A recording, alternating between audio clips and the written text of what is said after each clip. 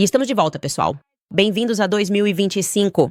Estou tão animada, de verdade, senti muita falta de vocês. Foi estranho. Como eu sempre digo, o programa é como conversar com meus amigos ao telefone. Então, basicamente, sinto que fiquei algumas semanas sem falar com meus amigos ao telefone e temos tanta coisa para colocar em dia. Quer dizer, obviamente não vamos conseguir falar sobre tudo hoje, mas é um começo. Sinto que fiquei fora do ar por pouco mais de uma semana e todo mundo resolveu enlouquecer. Elon Musk teve um colapso. Sério, é a forma como eu descreveria isso sobre os vistos H1B. A gente precisa falar sobre isso. Vou explicar devagar para vocês. Além disso, eu tive uma discussão com Seth Dillon, do Babylon Bee, o site de sátira. E tem uma história por trás disso. E eu vou compartilhar essa história com vocês porque sinto que o público tem o direito de saber, certo? Eu vou simplesmente contar tudo. Também tivemos um ataque terrorista com um Tesla do lado de fora de um hotel do Trump. Vamos falar sobre isso amanhã. Blue Live relançando o movimento Me Too. Vamos falar sobre isso amanhã também. Claro que eu tenho uma opinião sobre isso. Mas antes, um anúncio nada surpreendente para meus detetives da internet. Vamos lá. Bem-vindos de volta ao Candace.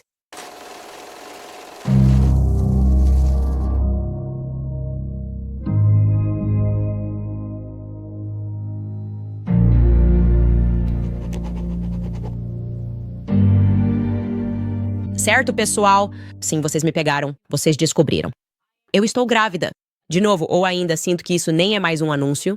Isso nem é um anúncio de gravidez. Acho que seria um anúncio se eu dissesse não estou grávida. E vocês diriam, meu Deus, Candace, isso sim seria uma novidade. Mas sim, o bebê número 4 está a caminho. E posso dizer com certeza para aqueles que estavam nos mandando mensagens tipo, dá pra ver que o bebê está a caminho. Na verdade, foi a participação no Piers Morgan que eu realmente posso culpar por ter alimentado esses rumores. Eu entrei no estúdio dele, aliás, foi minha última aparição do ano, e eu olhei diretamente para ele. Aqui estamos nós, no meio de Londres. Eu disse, Piers, eu realmente gostaria de não anunciar essa gravidez para o mundo ainda. Então, podemos garantir que os ângulos das câmeras não mostrem minha barriguinha? Última aparição, 2024. E ele disse, sim, não, nós conferimos os ângulos e, de repente, o programa vai ao ar. Eu não sei se temos uma foto disso, mas as pessoas podiam ver que minha barriga estava um pouco saliente. E claro, aí começaram a chover comentários. Isso era o que eu estava vendo no meu Instagram. Mimi escreveu, barriguinha e nariz de gravidez. Nem sei o que é isso. Eu tenho nariz de grávida? Nariz de grávida. Ela acha que é nariz de grávida, mas talvez seja só o meu. Não sei. Aqui está outra pessoa. Cleópatra J escreve, vejo o bebê número 4. Parabéns. Certo, Cleópatra, vejo você também. Outro comentário aqui de SC Foali escreve, Candace, algum anúncio de gravidez chegando? Ok. Confesso que isso está acontecendo. Mas ouça, nós não sabemos realmente como isso aconteceu. Dessa vez nós realmente fomos ao médico. Ele nos perguntou legitimamente se sabíamos como os bebês eram feitos. Eu fiquei tipo, vocês sabem como os bebês são feitos? E eu também fiquei um pouco preocupada na noite da eleição, quando me juntei ao PBD e à galera, que isso pudesse escapar. E eu te prometo, por essa foto, um usuário da internet no X escreveu e disse, vejo mais um pequeno conservador vindo aí. Bebê número 4 para Candace. Eu não sei o que há de errado com vocês. Vocês têm tipo uma visão de raio-x. Não dá pra esconder nada da internet. Acho que são especialmente as pessoas que me seguem, obviamente, porque nós somos os detetives da internet. Nós passamos pelas crônicas da Câmara. Eu nem sei porque achei que poderia esconder essa gravidez de vocês. Eu deveria ter sido logo sincera sobre isso. E também vou contar pra vocês que é mais um menino. Então, oficialmente, vou estar morando em uma fraternidade. Vai ser eu e minha filha. Contra um monte de meninos pequenos que sempre ficam do lado do pai. Então vai ficar realmente divertido. Mas eu preciso contar porque demorei tanto pra contar pra vocês. E não foi porque era uma novidade aqui em casa. Além disso, eu sou católica, então sinto que todo mundo meio que já espera essas coisas. Mas, de verdade, pela primeira vez, eu realmente não tive um bom primeiro trimestre. Tive gestações muito simples, sem nenhum sintoma nas últimas semanas. E este me levou pra sair. Foi uma gravidez surpresa. Como eu disse, não estávamos tentando engravidar. E então foi como se tudo o que pode acontecer durante um primeiro trimestre terrível tivesse acontecido comigo. Eu fiquei tipo, por favor, Deus, me dá um tempo. E Deus foi tipo, não, que tal o YouTube vai te desmonetizar? E você acabou de começar seu novo programa, mas vai ser desmonetizada porque uma conta chamada Awesome Jew no X vai liderar uma revolução e dizer para as pessoas te denunciarem falsamente. Então tivemos que lidar com isso, e aí eu pensei, ok, agora vou ter um descanso. Não, a Austrália vai te banir. A Nova Zelândia vai te banir do país. O Defense Prager vai publicar um e-mail privado que ele te enviou. Foi tudo tão chocante, e eu simplesmente não conseguia lidar com isso fisicamente. Era simplesmente uma enxurrada sem parar de matérias negativas. Além disso, eu tinha um processo rolando nos bastidores. Tivemos o Rabino Shmuley, que entrou em contato com o FBI. FBI por causa de uma pizza de abacaxi que foi entregue a ele. Era simplesmente demais. Era tanta coisa que estava acontecendo, e eu sempre sinto que não sou a pessoa que tem o direito de dizer não me sinto bem. Como se eu não fosse a pessoa que as pessoas esperam dizer, ei, preciso de uma pausa. Sinto que é quase isso que essas pessoas querem. Eles querem saber que podem destruir você. E se eu tivesse usado a desculpa da gravidez, por assim dizer, ou se eu tivesse dito, realmente eu não consigo lidar com isso e minha família está passando por muita coisa agora, eu simplesmente sentia que as pessoas teriam adorado isso, porque é sobre isso que se trata. É por isso que eles estão escrevendo esses artigos difamatórios.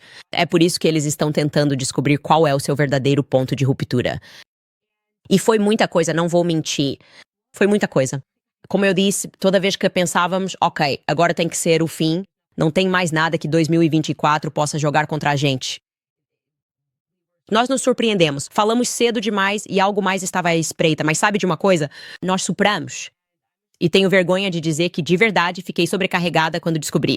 Dessa vez eu fiquei tipo, tem tanta coisa acontecendo. Mas, como sempre, é claro, agora que já passei por isso, estou me sentindo muito melhor. Que bênção tremenda, sempre uma bênção tremenda. E também quero reconhecer tantos amigos meus agora e pessoas que conheço que estão tentando ter filhos. E a fertilidade tem sido uma luta para tantas famílias. E eu sei que quando você está passando por algo assim, se você está tendo abortos espontâneos, seguidos, ou está tentando engravidar há anos, quando vê esses anúncios felizes, é muito difícil não pensar. Ah, por que não sou eu dessa vez? E tantas mulheres já passaram por isso e pensaram, ah, por que não sou eu dessa vez?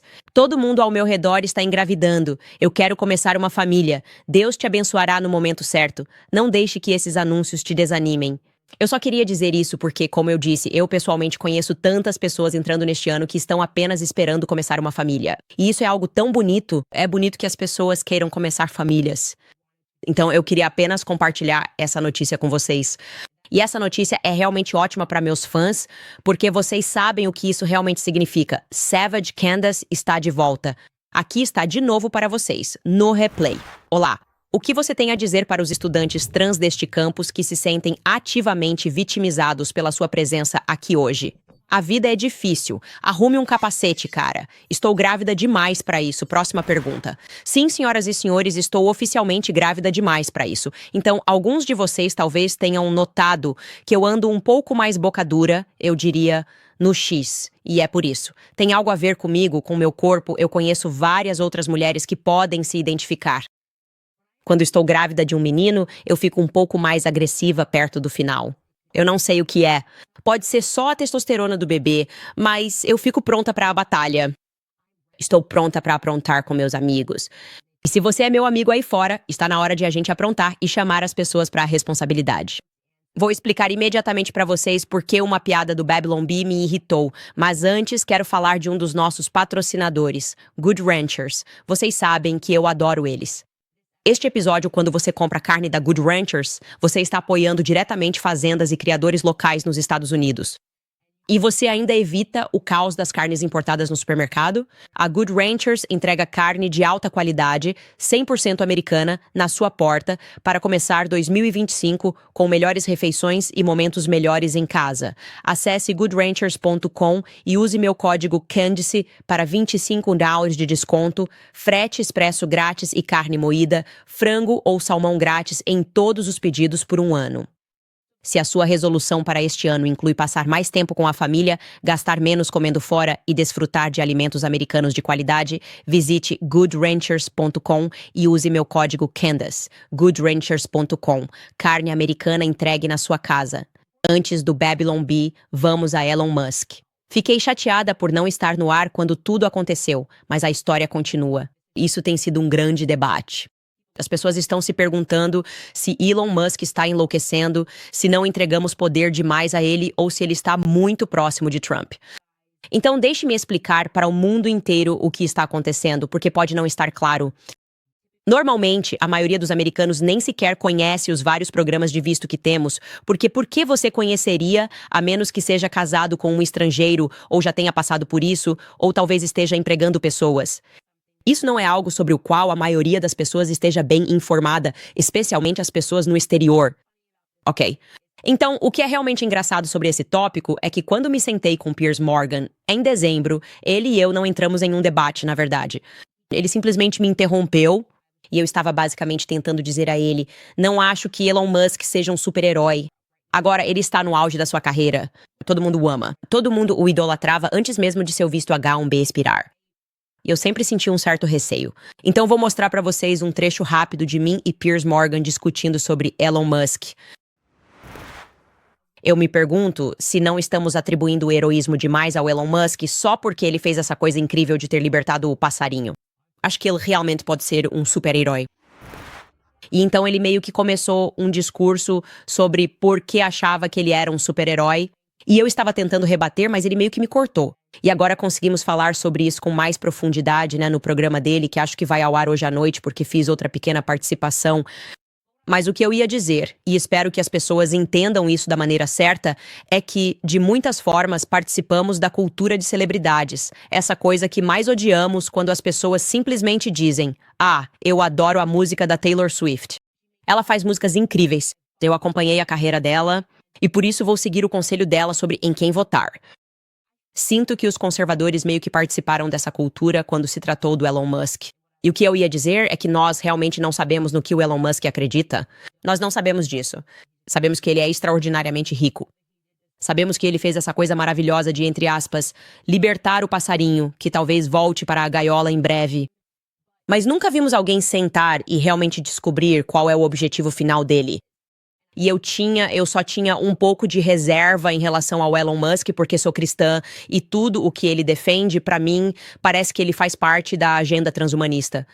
Ele quer chips no cérebro das pessoas. Ele quer, você sabe, ser capaz de ir pra Marte. O que nós conservamos quando dizemos que somos conservadores? Eu diria que, em sua essência, estamos conservando os valores familiares cristãos e as famílias nucleares. O que está no centro disso? Acho que Elon Musk tem 12 filhos com, 5 mães diferentes, alguns por fertilização in vitro. Eu não sei, mas nada disso me parece cristianismo. Nada disso me parece valores conservadores. E o problema que temos com Elon Musk é que ele recebe 2 tipos de entrevistas. Ou ele está sentado com alguém que está intencionalmente provocando ele e absolutamente o odeia. E isso é, aliás, o mesmo dilema com Trump, que o odeia completamente, como Don Lemon quando entrevistou o Elon. Ou ele está sentado com pessoas que simplesmente o idolatram e o tratam como se fosse um super-herói. E eu quero que alguém realmente sente e aprofunde as ideias de Elon Musk. Qual é o objetivo final dele? Então, eu disse ao Piers Morgan naquele trecho: eu sei o que o Vivek Ramaswamy pensa porque ele precisou passar por esse processo ideológico quando estava diante dos eleitores e teve que falar com pessoas do interior dos Estados Unidos e elas puderam questioná-lo sobre sua fé, sobre seus valores hindus, sobre se isso entra em conflito ou não com o cristianismo. Mas Elon Musk ainda não passou por isso. Ele é simplesmente incrivelmente rico e as pessoas gostam de riqueza. Então elas ficam felizes com o que ele fez com o X e estão dispostas a simplesmente dizer: ok, você pode fazer parte do nosso governo. Então não estou nem brincando quando digo que, dias depois dessa troca entre mim e o Piers, de repente começamos a aprender muito mais sobre Elon Musk. E conseguimos aprender isso por meio do longo debate desta semana que surgiu sobre os vistos H-1B, certo? Agora, caso você não esteja familiarizado com o que é um visto H-1B, vou explicar para você. É basicamente um visto para trabalhadores estrangeiros. A legislação foi aprovada em 1990 para permitir que estrangeiros trabalhassem nos Estados Unidos. E naquela época, os políticos nos disseram que ele era reservado para buscar estrangeiros que estavam no top 1% de talento globalmente. Ok, isso era um argumento de venda. Essas pessoas são tão talentosas que queremos elas do nosso lado, certo? Porque precisamos enfrentar a China. E por isso precisamos desse cara aqui. Ele está no top 1% de talento globalmente. E claro, quando se trata de política, um argumento de venda nunca é o que você recebe, não é? Nunca é o que você recebe. E isso não foi o que aconteceu desde então, de forma alguma. Em vez disso, eles estão usando o programa de visto H-1B para recrutar caixas, professores, faxineiros, publicitários. Então você vai me dizer que nenhum americano quer esses empregos? Toda essa questão é o que eu chamaria de um tema básico do MAGA. Isso já acontece há muito tempo. Basicamente, as pessoas dizem que precisamos parar com os abusos não só da imigração ilegal, mas também de programas de imigração ilegal como o H-1B1, porque obviamente isso prejudica os americanos que querem e precisam desses empregos. Ok. Então, se você está começando, faz um curso de 4 anos e gasta $100 mil em empréstimos estudantis. E aí você pensa, ótimo, vou trabalhar com RP. E você descobre que Jenny tem seu emprego no Reino Unido. E você pensa, por que não? Por quê? Por quê? Por que ela recebeu esse emprego? E a resposta é porque isso reduz os salários, já que esses estrangeiros aceitam fazer o trabalho por menos, pois é um caminho para a cidadania, certo? Então, se você vem da Índia, é tipo, olha, você vai ganhar menos, mas vai estar na América. E em 2 anos, que é como isso funciona, em 2 anos você pode solicitar residência permanente. Você pode solicitar o Green Card depois de 2 anos participando desse programa. E então, a última estimativa, que foi feita em 2019, era de que havia 600 mil pessoas na América. Que havia 600 mil pessoas que estavam lá com um visto H-1B1. Esse programa pode durar até 10 anos se você for trabalhar para o Departamento de Defesa. E por quê? Por que temos tantas pessoas assim tirando empregos dos americanos? Como eu disse, não é verdade que esses vistos estão sendo concedidos apenas para pessoas com talento extraordinário e que fazem parte do 1% do topo do grupo. Então, esse debate foi reaberto com um tweet do Vivek Ramaswamy, que vocês sabem que eu gosto muito, e eu vou ler um trecho porque é muito longo. Aqui está o que ele começou a dizer. O motivo pelo qual as principais empresas de tecnologia frequentemente contratam engenheiros nascidos no exterior e de primeira geração em vez de americanos nativos não é por causa de um suposto déficit de QI americano, uma explicação preguiçosa e errada. Uma parte fundamental disso se resume à palavra com C, cultura. Perguntas difíceis exigem respostas difíceis, e se realmente quisermos resolver o problema, precisamos encarar a verdade. Nossa cultura americana tem venerado a mediocridade em vez da excelência por tempo demais. Pelo menos desde os anos 90 e provavelmente há mais tempo. Se não começa na faculdade, começa cedo.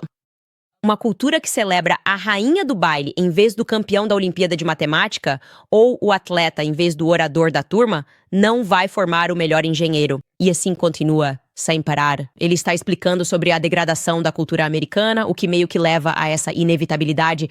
E ele enfrentou uma reação imediata, mas também apoio imediato de Elon Musk, que meio que estava sendo rude com os americanos. E o motivo disso, aliás, é porque ele veio para este país com um visto H-1B, mas aparentemente ele não sabe muito sobre o programa, além do fato de que está aqui e que não seria permitido estar aqui, nem contratar pessoas que ele claramente contrata sob esse programa de visto. E aqui está apenas uma coisa que ele disse, algumas coisas que ele disse. A razão pela qual estou na América, junto com tantas pessoas importantes que construíram a SpaceX, a Tesla e centenas de outras empresas que tornaram a América forte, é por causa do H-1B. Dê um grande passo para trás e foda-se na cara. Eu entrarei em guerra por essa questão, algo que você não consegue compreender. Ok, tudo bem. Então ele estava ficando cada vez mais irritado. Ele estava removendo os selos de verificação das pessoas. Várias contas foram banidas porque ele, como eu disse, ele estava em alta por semanas. Na verdade, ele está em alta desde que essa discussão começou, sobre pessoas dizendo, tipo, como você ousa? Tipo, você vem para este país e basicamente está denegrindo os americanos ao dizer que eles não são bons o suficiente para ocupar esses cargos e nós achamos que somos. Aqui está o que ele também disse, e foi isso que realmente fez as pessoas perderem a cabeça. Ele estava respondendo a alguém que disse: as pessoas são realmente ingênuas o suficiente para achar que podem convencer Elon Musk, um imigrante para os Estados Unidos que gerou uma riqueza incalculável e vantagens de segurança nacional para nossa economia e país do nada, de que imigração de alta qualificação é ruim para os americanos? Tipo, sério? De novo, a pergunta dessa pessoa é ridícula porque não é imigração de alta qualificação que está acontecendo sob esse programa.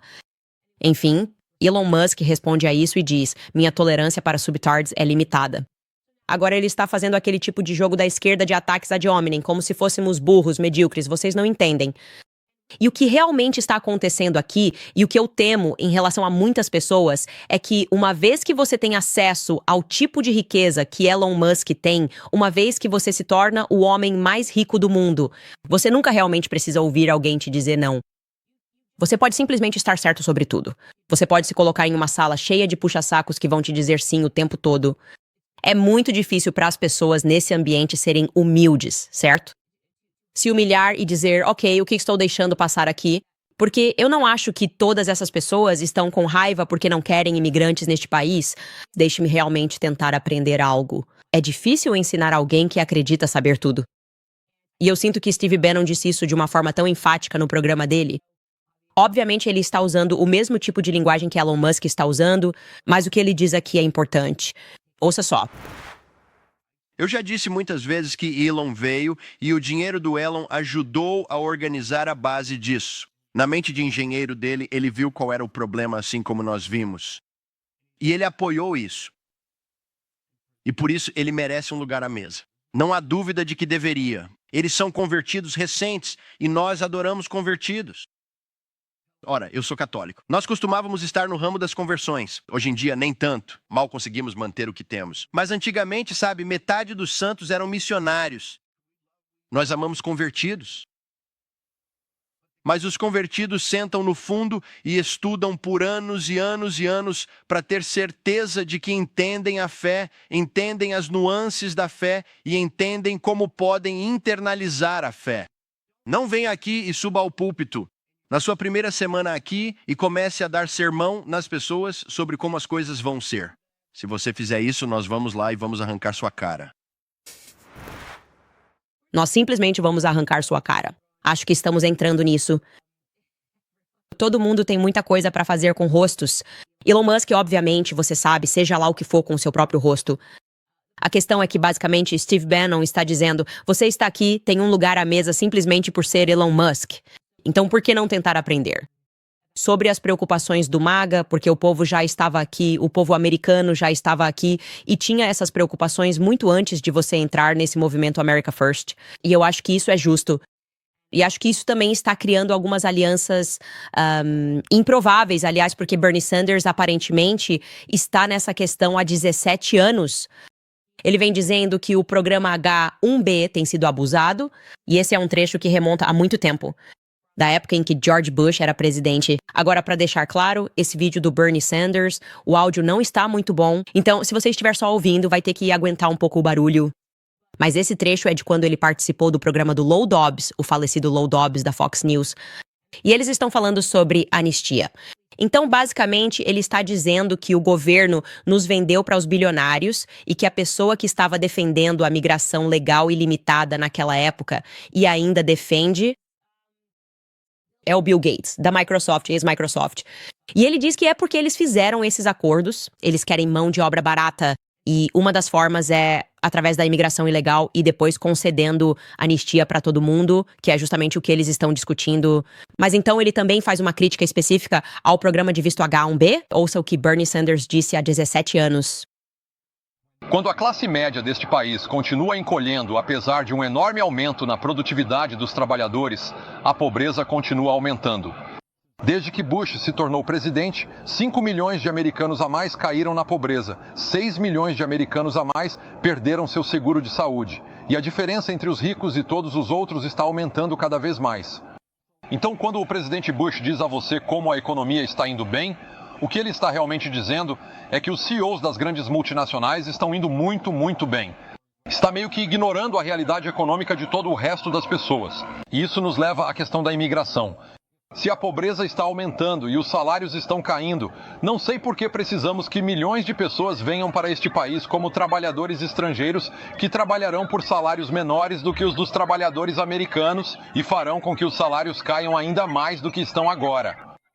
E como sabemos, as principais indústrias que contratam a maior parte de imigrantes ilegais são a construção e o paisagismo. Não é como se doesse. Vou lhe dizer que todas essas são indústrias cujos salários estão diminuindo. Ouvi dizer que isso é discutido aqui pelos proponentes disso e é o mesmo. Eles não têm uma boa resposta. Acabei de ler algo hoje que muitas pessoas que vêm para este país estão vindo como salva-vidas.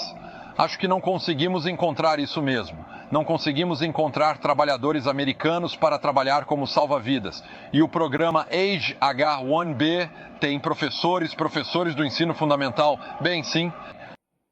E esse programa H1B, tivemos que assistir ao senador Ted Jennings sentado ali, com a única testemunha sendo um dos homens mais ricos do mundo, Bill Gates, dizendo que queria vistos H1B ilimitados. Obviamente, sem saber que 7 em cada 10 vistos do programa H1B vão para corporações indianas que estão terceirizando essas vagas para corporações americanas neste país e que 4 em cada 5 desses empregos que deveriam ser de alta qualificação, na verdade, são empregos de categoria 1, que são de baixa qualificação. Então está aí. Acho que é realmente importante entender completamente essa questão para ver o que as pessoas estão realmente debatendo. Certamente não se trata de raça, como algumas pessoas sugeriram. Bem, as pessoas são apenas racistas. Estamos de volta a 2015 com pessoas que simplesmente não entendem que os trabalhadores americanos estão sendo prejudicados por programas como esse. E longe de mim sugerir que Elon Musk deveria talvez sair um pouco de Mar-a-Lago e ir conversar com as pessoas que são impactadas por isso. E quero deixar claro, acho injusto até mesmo confundir as coisas. O que Vivek está dizendo não é o mesmo que Elon Musk está dizendo. Elon Musk não está dizendo a mesma coisa que Vivek. Vivek está dizendo, vamos manter esse programa e melhorá-lo. Ele definitivamente não estava dizendo que deveríamos ter imigração ilimitada. Acho que ele não estava, pelo menos, mas de fato Elon Musk está defendendo exatamente o que Bill Gates está defendendo. E por isso é interessante ouvir Bernie Sanders dizer que essa sempre foi uma perspectiva dos bilionários porque eles querem mão de obra barata. E agora precisamos começar a perguntar, qual é o objetivo final de Elon Musk? Eu vou definitivamente manter vocês informados sobre essa questão. Primeiro vou passar para um anúncio antes de contar para vocês o babado da Babylon. Quero falar com vocês sobre a dívida PDS. Todos nós estamos buscando um novo começo nesta época do ano, seja comendo melhor, perdendo peso ou lendo mais. Agora é o momento perfeito para dar um grande recomeço às suas finanças, fazendo deste o ano para sair das dívidas.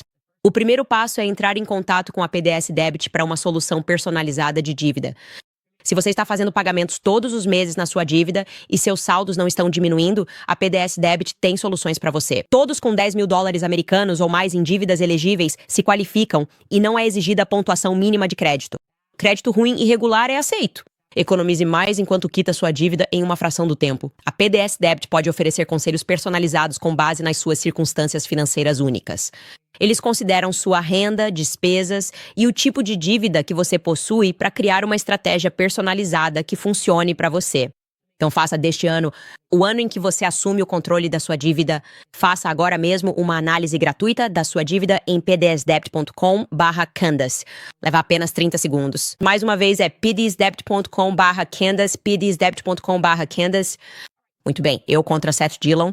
Falando em Elon Musk, é uma forma apropriada de entrar nesse próximo assunto, na verdade, porque a história por trás do Babylon Bee, o site de sátira, agora estou fazendo sátira entre aspas.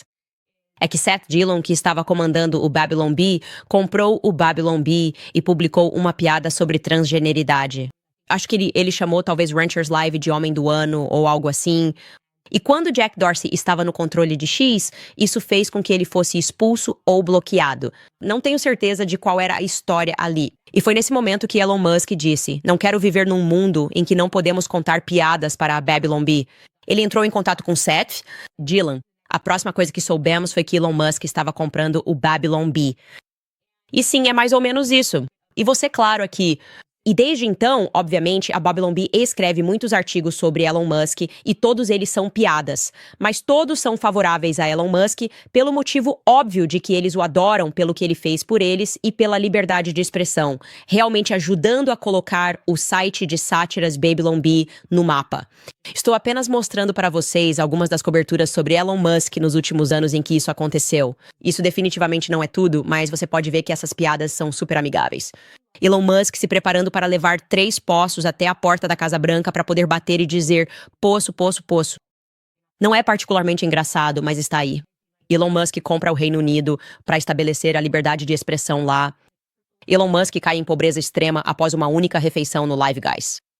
Elon Musk oferece $1 bilhão para Mark Zuckerberg se ele mudar o nome do Facebook para Facebook. Então é tudo assim. Nós amamos o Elon Musk e sempre vamos contar piadas que o favorecem, porque você pode contar piadas a favor de alguém ou pode estar do lado ruim de uma piada quando alguém está tirando sarro de você. E sabemos disso por causa do Saturday Night Live, certo? O Saturday Night Live se disfarçava de sátira e humor, mas na realidade víamos que eles realmente odiavam o Trump. Eles odiavam os apoiadores do Trump. Alec Baldwin não fazia o personagem do Trump porque queria ser engraçado. Ele fazia isso porque por trás de tudo havia um homem muito irritado que acabaria atirando em alguém e matando alguém. E vimos que o Alec basicamente usava esse personagem para desabafar, para extravasar seu ódio por Donald Trump. E foi nisso que o SNL se transformou, basicamente zombando de todos os americanos entre Nova York e Los Angeles, os chamados estados de passagem. Então dissemos, sabe, a gente não acha suas piadas muito engraçadas e queremos sair disso. E o motivo pelo qual queremos falar sobre esse assunto é porque, normalmente, no movimento conservador, quando surgem questões polêmicas, existe a percepção pública desses temas. E depois há o que acontece nos bastidores. E eu sou uma pessoa que gostaria de poder contar tudo o que acontece nos bastidores. Talvez porque eu esteja sempre grávida. E eu simplesmente não gosto de contratos. Eu não gosto de acordos de confidencialidade. Eu não gosto que o público não saiba o que está acontecendo. Acho tudo isso barato e estúpido. E mina é a confiança do público. E o público não é burro.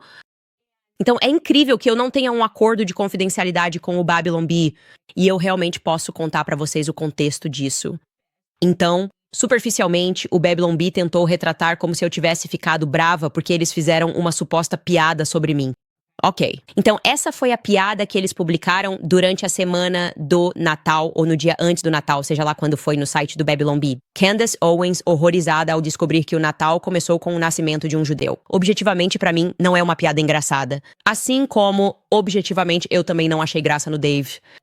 Tô esquecendo o sobrenome dele. Não deveria, porque ele é o maior comediante. A piada do Dave Chappelle sobre mim também não achei engraçada, porque vinha de um lugar de raiva em relação ao George Floyd. Mas enfim, se você vai fazer piadas, não sou eu quem vai sugerir que alguém deva ser tirado do ar ou algo do tipo. Não acredito nessas coisas. Eu só às vezes não acho piadas engraçadas quando elas vêm de um lugar de raiva. E os fãs reagiram a isso. Isso foi postado inicialmente no Instagram. Se você for na seção de comentários, é tipo, sabe, 70% a favor da Candace, 30% a favor do Babylon Bee, e depois pessoas gritando com outras, dizendo que você está em um culto da Candace. E agora é porque, de novo, o público não é burro. E eles estão reconhecendo esse tipo de padrão com o Babylon Bee. É como se fosse a Zionist Bee. É como se fosse a Babylon Talmudic Bee. É no que realmente se tornou. É muito óbvio que eles estão adorando Israel e que baseiam suas piadas em pessoas que não adoram Israel e Bill Netanyahu. E as pessoas começaram a perceber esse fio condutor. Agora, eu quero realmente mostrar pra vocês como é a cobertura do Babylon Bee antes de te dar esse contexto do que realmente aconteceu aqui, de como era a cobertura do Babylon Bee sobre mim antes de eu sair do The Daily Wire. Era como a cobertura sobre o Elon Musk. Não havia muitos artigos. Talvez tivessem 3 ou 4, mas aqui estão as manchetes de quando o Babylon Bee gostava de mim. O Daily Wire cancela silenciosamente seu próximo remake de A Pequena Sereia estrelado por Candace Owens, certo? Pelosi anuncia preventivamente artigos de impeachment contra Candace Owens. O Facebook afirma que a festa comemorando a suspensão de Candace Owens foi um erro honesto. De novo, as piadas eram todas a meu favor. Eu saio do Daily Wire e eles mudam completamente comigo. E as piadas são bem descaradas, mostrando que eles não gostam de mim. Então aqui estão algumas das piadas. Foram os judeus, grita Candace Owens na primeira rodada do Blue. Aqui está a próxima. Kanye Weeks começando a achar que Candace Owens pode ser um pouco maluca. E, a propósito, voltando à piada, eram os judeus. Se você quiser retomar, basta olhar o momento dessas piadas como 25 de agosto. Mostre o outro. Hoje é 11 de julho. E a terceira que fizeram sobre mim aqui, sabe, Candace Owens ficou horrorizada ao saber que o Natal começou com o nascimento de um judeu. Ok, então você pode perceber que o programa estava voltando, a gente estava pegando o ritmo das coisas e eles começaram, sabe, a intensificar as piadas contra mim.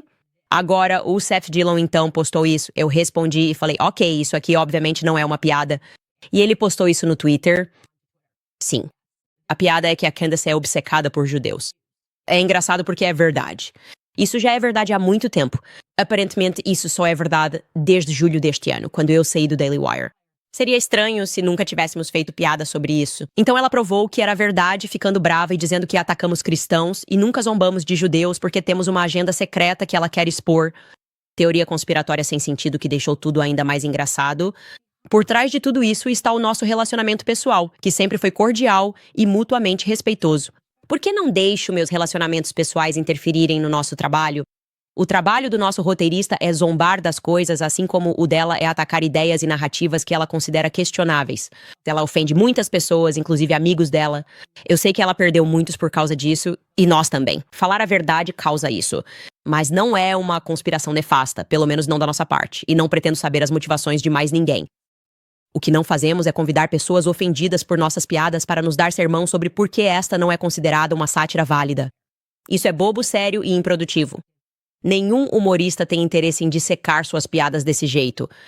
Introspecção introspectiva pode ser produtiva, e é isso que a sátira mordaz pretende provocar. Ok, legal. Então nós dois concordamos que honestidade é o que nos move. E por isso acho que está na hora de eu ser um pouco honesto sobre o Babylon Bee. Então é isso. Isso contextualiza ainda mais aquele relacionamento que ele diz que temos nos bastidores, o qual ele faz parecer que é apenas uma relação superficial. Então, o Babylon Bee, antes do Elon se envolver, obviamente já estava recebendo muita atenção. Acho que não foi exatamente porque as piadas eram as coisas mais engraçadas que já li, mas porque estávamos todos meio cansados de ver piadas sobre o MAGA, sobre conservadores, sobre o interior do país. No pós-Babylon Bee, eles começaram a zoar os esquerdistas e os esquerdistas ficaram super irritados com isso. E a gente pensou, ótimo, finalmente temos algo que vai na direção oposta. Não é o The Onion, é o Babylon Bee. E todos nós apoiávamos muito eles. Ao mesmo tempo em que isso acontecia, eu tinha uma relação real com o Babylon Bee, não era uma relação superficial com ele. Quero dizer, com o Seth Dillon, não era uma relação superficial com ele. Meu marido tinha negócios com ele e ele veio à minha casa. Sempre dizíamos, Seth, seja o que for que você precise de ajuda, queremos te ajudar. Estamos muito felizes que você está aqui e que você existe. Então, um dia, recebo uma ligação do Seth Dillon e ele me conta uma história horrível. O que aconteceu com ele foi realmente horrível. Isso foi há alguns anos. E, basicamente, um colega em comum, é assim que vou me referir a essa pessoa, estava fingindo ser amigo do Seth Dillon, dizendo que queria colaborar e fazer negócios com o Seth Dillon, convidando o Seth Dillon para reuniões, como se todos fossem amigos no movimento conservador, sabe, desse tipo de coisa. E o Seth Dillon foi a uma reunião com essas pessoas, que ele achava que eram amigas, e elas queriam comprar o negócio dele, eles queriam literalmente comprar o Babylon Bee. E o Seth Dillon disse, não, na verdade, eu meio que quero continuar com o Babylon Bee. Legal, ótimo. Seth Dillon sai da reunião com esses amigos dele e quando ele entra no carro para sair dirigindo pela rua, esses amigos, então, enviaram propostas para todos os funcionários dele, oferecendo o dobro, o triplo do salário que o Seth Dillon pagava, basicamente tentando fazer uma aquisição hostil do Babylon Bee, dizendo, nós vamos te pagar mais. É só vir fazer o que você já faz aqui na nossa empresa e esquecer o Seth Dillon. E alguns dos funcionários dele aceitaram a proposta, na verdade. Acho que pelo menos 3 funcionários aceitaram a proposta. Seth Dillon ficou abalado com isso. Ele ficou completamente abalado com isso. E quando ele me ligou e me contou, porque eu costumo ser bem indignado com esse tipo de coisa, eu fiquei moralmente revoltado. E não só isso, as pessoas que fizeram isso depois mandaram pra ele basicamente uma mensagem de texto que eu tenho, que foi uma das coisas mais cruéis que já li na política. Eu quero dizer, essas são pessoas que se apresentam como os mocinhos, certo? Esse é o tipo de coisa que vocês não sabem que acontece nos bastidores. Pessoas que se apresentam como morais, como os mocinhos, e seja lá o que for fazendo esse tipo de coisa dentro do movimento conservador. E aquela mensagem de texto era basicamente assim, olha, nós somos os grandes. Você é um pequeno, podemos fazer o que quisermos. Talvez um dia você seja grande, mas nós somos grandes e simplesmente podemos nos dar ao luxo de fazer essas coisas. Basicamente, dane-se você. É isso que estamos fazendo. Estamos assumindo o controle da sua empresa. E o Seth Dillon basicamente estava passando por uma crise pessoal por causa disso. Então eu coloquei meu nome e minha reputação em jogo. Eu disse a ele que não aceitaria isso. Eu conhecia muito bem essa empresa. E eu levei isso até o fim. Sabe o que quero dizer? Eu realmente entrei em contato com a pessoa que estava por trás disso e disse, isso é absolutamente desprezível. O que você está fazendo é moralmente revoltante. Como você consegue se olhar no espelho lendo esta mensagem? Você soa como um psicopata. Só de colocar isso por escrito. É ainda mais algo que, se isso algum dia vazasse para o público, sua empresa inteira acabaria, foi o que eu disse. E basicamente, como você pode fazer isso com o Seth Dillon? Tipo, ele é uma pessoa tão boa. Por que você faria isso com alguém que basicamente só faz piadas na internet? E então, eu também disse que em qualquer capacidade em que eu trabalhasse com essa empresa, eu não teria nada a ver com os funcionários que foram contratados nessas circunstâncias. E eu avisei o Seth. Eu e meu marido, nós te apoiamos 100% porque o certo é certo e o errado é errado, ok? Mais uma vez, uma crise pessoal pela qual ele passou, achando que sua empresa inteira iria acabar. E aí, adivinha o que acontece? Bem, Elon Musk, do nada, faz um tweet e quer resgatar o Babylon Bee. E de repente, aquelas pessoas do movimento conservador disseram: é melhor a gente se reconciliar com o Seth Dillon. É melhor a gente passar um cheque para esse cara e fechar um acordo com ele porque não queremos confusão, já que agora ele é amigo da pessoa mais poderosa do mundo, Elon Musk, certo? E então Seth Dillon perdoou a situação, fingindo que foi de coração. Acho que foi, na verdade, porque é assim que o dinheiro funciona. Não importa, não era da minha conta. Só quis intervir porque o que estava acontecendo com o Seth Dillon naquela época era errado, certo?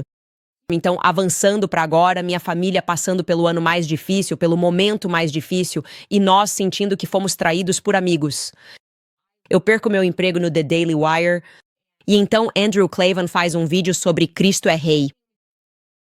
E eu olho para o meu feed do Twitter e o Seth Dillon, sabe? Esse cara por quem eu me arrisquei está simplesmente entrando de cabeça na questão do Cristo é Rei, dizendo que é antissemita, distorcendo como se fosse antissemitismo, se juntando à crítica, basicamente, me mandando mensagem, perguntando, sabe? Bem, você deveria dizer isso sobre os gropers. Tipo, a última coisa em que estou pensando depois de tudo isso acontecer é o que mais eu posso fazer pelo Seth Dillon, porque ele está, depois de falar qualquer coisa sobre Cristo é Rei, recebendo mensagens horríveis de contas aleatórias de sapo por causa do fato de ser judeu. O Seth Dillon, aliás, se você não sabe, ele é de ascendência judaica Ashkenazi. E aí ele está ficando magoado com algumas contas aleatórias de sapo. Minha vida inteira está em uma espiral, mas ele quer que eu tire um tempo para falar algo contra essas contas aleatórias de Griper. E foi justamente nesse momento que percebi que essa não é realmente uma boa pessoa. É só uma pessoa que basicamente tá me usando pra lutar as batalhas dele. E eu recusei fazer isso. Não vou fazer um tweet contra contas aleatórias de sapo só porque você quer, enquanto minha família está passando por um momento de turbulência. E aí começaram as piadas.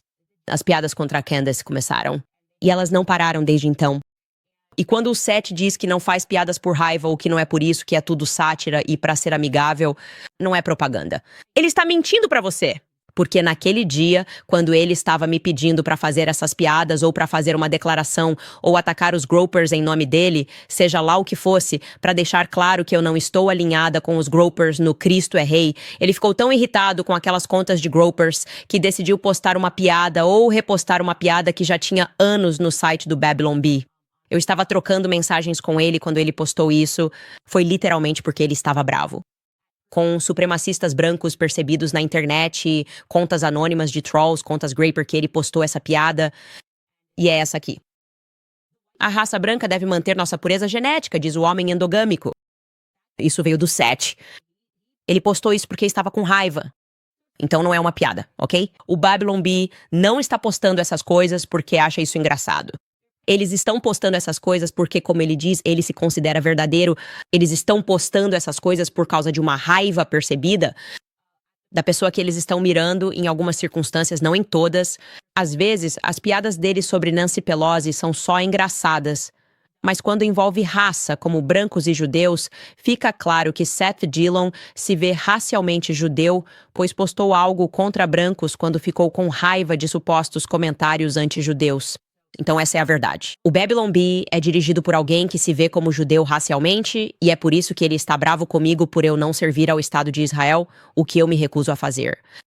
E o que tornou essa última especialmente grave, e por que eu disse algo, desculpe pelo fato de eu estar grávida de um cara, de um menininho, é porque 3 dias antes dele postar essa piada, e eu sabia que eles iam postar algo porque um episódio sobre o USS Liberty foi ao ar contra Israel. Então é isso que eles têm que fazer. Eles têm que fazer propaganda e sionizar, seja lá o que for.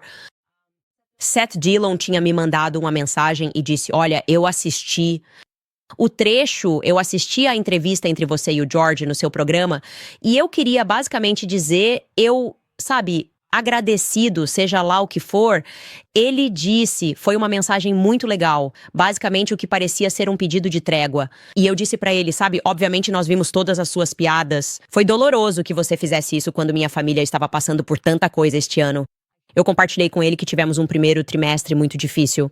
Então tivemos que lidar com nossos amigos, escrevendo sátiras sobre nós, que obviamente era só propaganda pró-Israel e raiva, e que foi péssimo considerando tudo o que eu tinha feito e me exposto por ele quando a família dele estava sob ataque, que de verdade eu teria apenas apreciado. Eu não estava pedindo pra ele me defender. Nunca pedi pra ninguém me defender, mas ficar calado teria sido bom. O silêncio dele teria sido apreciado quando eu estava passando por tudo o que passei este ano, e ele nem isso conseguiu me conceder. Não havia nada que ele pudesse retribuir, nada além de ela é obcecada por judeus, mas eles não são por ela.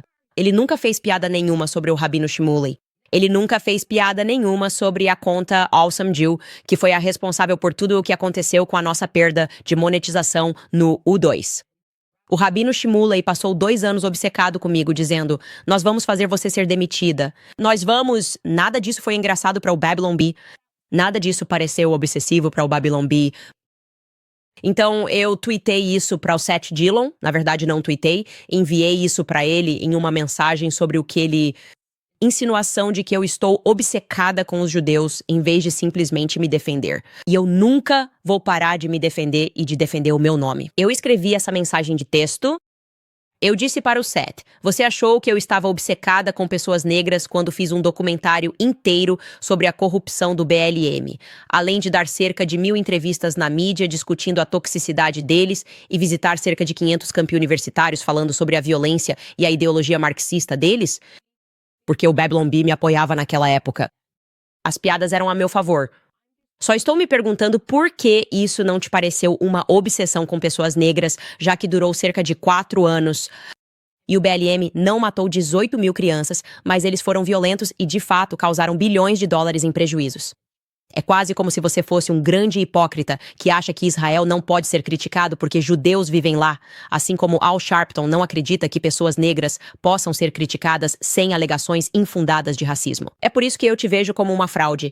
Se o Bi tivesse me chamado de todos aqueles nomes durante o BLM, talvez eu achasse que você era consistente e, portanto, realmente só estivesse sendo engraçado. Mas a sua reação a um e não ao outro é, na verdade, apenas supremacia judaica. Eu não tolero supremacia racial de nenhum grupo. Então é isso. Quer dizer, obviamente, como eu disse, não foi preciso muito para o meu público realmente perceber o que estava acontecendo com o Babylon Talmudic B, e eles estão começando a receber esse retorno e merecem isso. Mas eu queria que você soubesse de onde veio a minha indignação, porque eles tentarem apresentar isso ao público como se fosse só porque eu não sei levar uma piada é simplesmente uma grande besteira. É o gaslighting. É a matéria da qual nasce o método psicológico de Sigmund Freud. Atacar alguém constantemente e depois dizer, o quê? Você simplesmente não consegue aceitar uma piada e não consigo pensar em nada mais barato do que fingir que é uma piada, como no Saturday Night Live, fingir que foi uma piada por anos, enquanto você se concentrava em apenas uma parte da população porque nos odiava. É isso. Você simplesmente odiava os apoiadores de Trump. E isso é ótimo. Isso é bom. Mas pelo menos tenha coragem moral de admitir que você está fazendo isso porque tem interesses. Você tem interesses, assim como o Jerusalem Post tem interesses, assim como, o Prager tem interesses, exceto que eles ao menos tenham a coragem de admitir quais são esses interesses. Você é pró-Raj real, certo? Você se vê racialmente como judeu, é por isso que faz piadas anti-brancas quando fica irritado, e tudo bem, mas pare de se esconder atrás da sátira. Dito isso, pessoal, eu preciso só mencionar algumas coisas aqui, porque sei que estamos ficando sem tempo e já se passaram 44 minutos. Primeiramente, o processo do Rabino Shmuley, Hotel Fontainebleau. Por favor, procurem sobre isso quando tiverem um tempo livre. Vocês vão morrer de rir. Basicamente, ele se envolveu em uma briga com alguém no Hotel Fontainebleau e depois ameaçou o hotel. Ele começou a fazer, supostamente usando vídeos criados por IA, críticas ao hotel porque um hóspede e ele tiveram uma discussão. Ele basicamente queria que eles lhe dessem um cheque de $1 milhão porque o hóspede gritou com ele.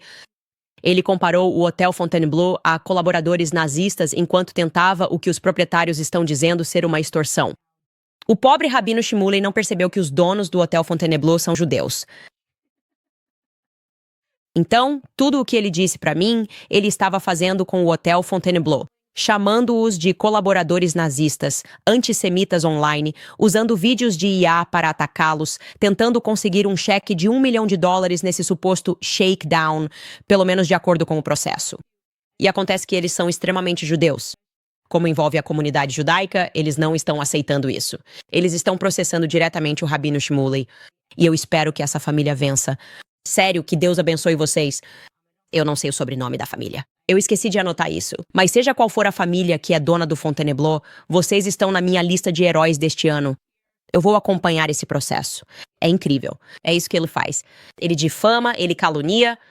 E finalmente ele foi pego aqui em uma situação em que não vai conseguir provar que essa família extremamente judia é antissemita e colaboradora nazista e faz esse tipo de coisa. Eles vão ter dinheiro para poder enfrentá-lo e passar por todo esse processo. Mas você precisa ler o processo porque, em determinado momento, quando o gerente do hotel estava apenas tentando dizer algo como: olha, sentimos muito que isso tenha acontecido com você, enquanto ele os xingava de todo tipo de nome. Aparentemente, o Rabino Shmuley aceitou um jantar grátis no hotel e depois seguiu em frente. Então ele só queria algo de graça. E, obviamente, o Fontainebleau Blue está dizendo que não vai se acovardar diante das tentativas de extorsão dele. Eles estão se defendendo como tem o direito de fazer, assim como qualquer um tem o direito de fazer quando está sendo intencionalmente difamado, caluniado e alvo de mentiras. E ninguém faz esse tipo de coisa melhor, de forma mais persistente e repugnante do que o Rabino Shmuley. Então, parabéns ao Hotel Fontainebleau Blue. Se eu for a Miami, com certeza vou me hospedar lá. Certo, pessoal? Literalmente estamos sem tempo. Então não tem mais nada que eu possa cobrir hoje, o que é uma loucura. Já se passaram 47 minutos e tem tanta coisa que eu ainda quero falar. Quero falar sobre o novo programa do Brett Gropper que vai estrear ainda esta semana e estou bem animado com isso. Vamos falar sobre isso amanhã. Vou dar a minha opinião para vocês, como disse, sobre o Blue Live basicamente desenterrando o movimento Me Too. Ele voltou dos mortos. As pessoas estão perdendo prêmios com base em alegações. E vocês sabem que eu com certeza vou ter uma opinião sobre isso, mas vamos ter que esperar. Nem mesmo o ataque terrorista, ainda nem cheguei nesse assunto. Faz 47 minutos. Vamos esperar até amanhã. Isso é bom. Adoro quando temos muito o que conversar, então vamos a isso. Vamos ver alguns dos seus comentários ao vivo. Sara escreve: parabéns, Candace, muito amor e bênçãos.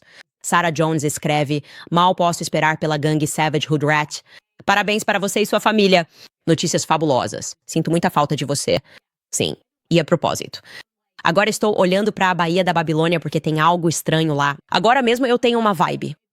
Muita coisa acontece nos bastidores. Posso contar isso porque nenhum acordo de confidencialidade me impede, mas eles estão desconfiados. Eles são muito desconfiados. Maud Jones escreve: você pode pesquisar sobre o desaparecimento e morte de Madeleine McCann? Eu tenho uma teoria sobre isso. Gente, eu realmente tenho uma teoria. Não quero compartilhar agora porque ainda é janeiro. Meu marido vai me matar. Ele vai dizer: Candace, não nos envolva nessas coisas.